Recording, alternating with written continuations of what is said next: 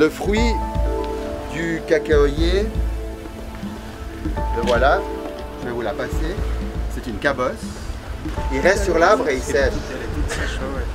Ce qui veut dire qu'il faut impérativement, pour que l'arbre puisse se reproduire, qu'il y ait des animaux, des rongeurs qui, au fond, l'ouvrent. Et ils avaient un intérêt puisqu'il y avait à l'intérieur une pulpe, le mucilage, la pulpe, qui est légèrement sucrée.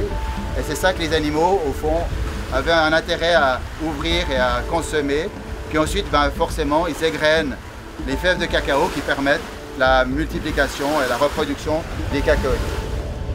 Les Aztèques et les Mayas devaient le consommer, en tout cas sans sucre, éventuellement avec du miel ou du sucre d'agave. Et ils rajoutaient des épices comme du piment ou de la vanille.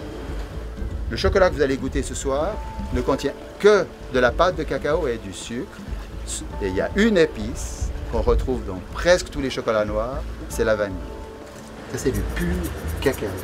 Ce gruau de cacao qui contient 50% toujours de beurre de cacao. C'est génial ça. Ouais. On diminue la teneur en beurre de cacao, donc il vient plus suffisamment fluide, donc on va lui rajouter du beurre de cacao. Je vous propose de partir en Afrique,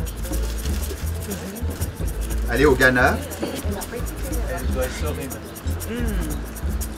Il a une longueur en bouche qui est exceptionnelle. Mais puis on sent le fruit du cacao. Oui, c'est du Cacao. chocolat chaud, Ouais. cacao. Il y a une puissance dans les notes chocolatées il est très pur, comme, très fin. Et il est très fin, il est bon.